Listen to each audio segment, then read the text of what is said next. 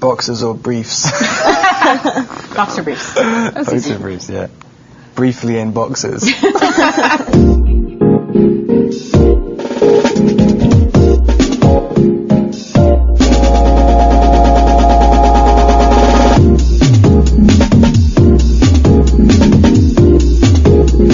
Welcome to Moviefone Unscripted. I'm Robert Pattinson, this is Stephenie Meyer, and that one's Kristen Stewart. We're here to talk about our film, Twilight. We're going to ask each other some questions, and some of your questions, as well as some of our own. I'll start with the first question. Annie in Phoenix, Arizona, wants to know in what ways you relate to Bella, Kristen. I was like more self-conscious when you guys asked me this question. I think she's who you experience the story through. So you sort of put I think every girl projects their own personalities onto her. So it was weird playing the part because I didn't feel like it was a big departure. There was no distinct character I was playing. I was really just this girl in this like extravagant situation. Okay, what was the most difficult scene for you to film? Probably the scene where I have to look at the guys who are hassling Bella, and the description in the script was he gives a look so devilish, so animalistic in its rage, its fury that it terrifies full grown men. And coming out with my little bouffant hairdo, white makeup and a pea coat is quite difficult to look very scary. I wouldn't have guessed that one. It's cool. It was tough. I nearly quit because of it. Really? Oh my God, he almost punched me in the face like 5 times. I should have been on set that day. Which scene were you most excited to see translated from book to screen? I mean, I think the main one for me was always the meadow because, that's where it all started. That was the one that I saw in my head first, so I wanted to see that. But I think I was surprised that in the end, the one that, I don't know, I guess there's like the most, delight in scene was the baseball scene. I mean, that one was just so much fun to watch. It kind of blew me away, so there's those two. All right, if you could remake any movie, like from any period, recent, forever ago, and be the star, which one did you do? I would love to have been the voice of Mowgli in the Jungle Book. Tell us one thing about yourself that most people don't know. I'm really cool. We're so lame. Oh my God, we cannot do this. I tell everybody the one thing people don't know is I tell everybody everything all the time. Well, maybe people do know that because I keep telling them everything. I've already repeated myself. I start repeating myself to people who I've met for 2 dates. What has been your favorite experience since becoming an actor? I just gotta, I don't want to entirely speak out of, I can't even talk about this yet because it's not how, I've just had the greatest experience and I can't talk about it yet because it's not a solid, who knows whether the businessmen are going to work out their business deals and get me on this movie, but I think I may play one of the most iconic parts that I am acquainted with, that I love so much. It's in one of my favorite books. I think I may have gotten that part, and that was the first time. I've gotten a lot of parts in my life, but I'm never I got a job, I just booked it. I'm always okay, they shouldn't have hired me. And on this one I was literally creeping up Laurel Canyon, getting back into the valley, and it just didn't fit. I was busting out of this little car.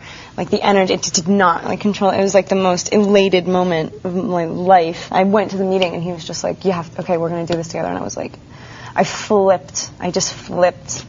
Probably that. Making that movie will be the coolest thing. Have you had any more dreams about Edward and Bella? If so, what happened? I had one.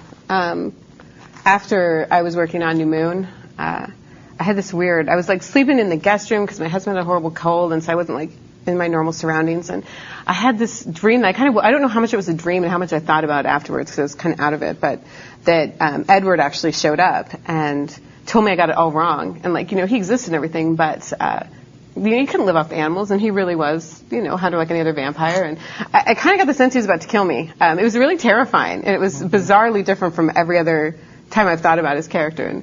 And so then that was cool in a way, too, because it added something extra to my view of him. Oh, that's weird. Can you just make your best sexy face? Please. That's a request, no question. Can you? Can you do it? I thought I was already doing it. No, I need to get, I can't saturate the market too much. Smart, yeah. Stephenie, what other projects are in store for you? Do you plan to write a sequel to The Host, or will you finish Midnight Sun? Just want to say right now, I didn't leak it. I actually know that. Oh, really? Did you actually I do know that. Did I get investigated? Yeah. Hey. No, it wasn't. Oh, come on. Like I'm going to say that right now. No, I mean, it wasn't. I thought it was me for a bit, because I forgot where I put it on my computer. No, because if you knew, you wouldn't be live right now, Rob. FYI.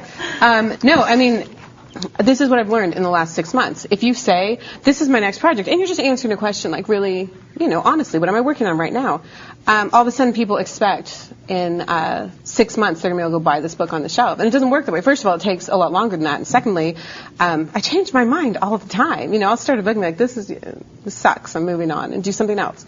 I've got a lot of other projects, and right now I want to do something new. I don't want to do a world I've already done. I want to do something fun and different.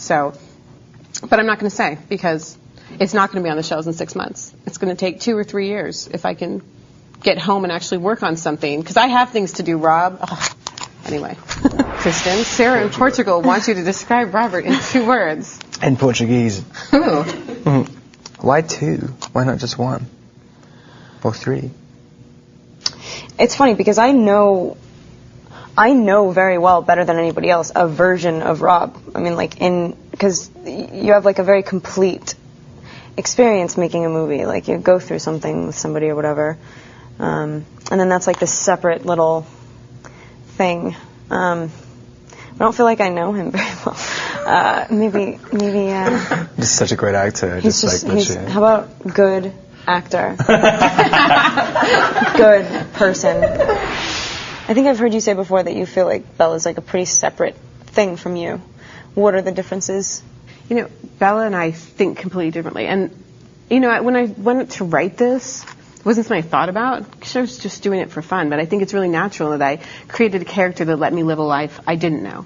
Because why would I want to write something that I've already experienced? I brought a few things that I experienced and added them in later. But really, Bella's 100% more mature than I was at that age. I was really sheltered, and she had to be the grown-up all the time. And I kind of admired that when I would see that in people around me. That's got to be hard. What is that like? My life is really easy, and hers isn't. And then she gets to have this fantasy love affair, and she's just normal.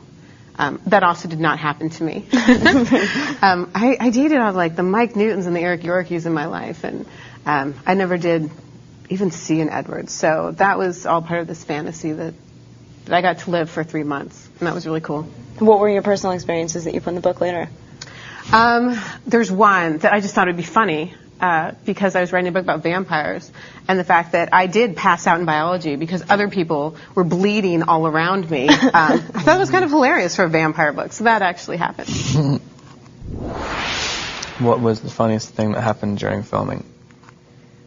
When you tried to pick me up off the floor and couldn't. It made me feel like a gorilla.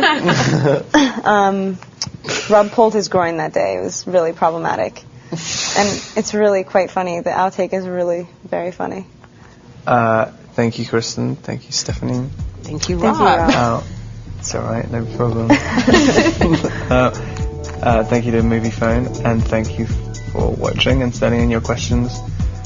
Please check out our movie Twilight. It's much more interesting than this interview. Yeah.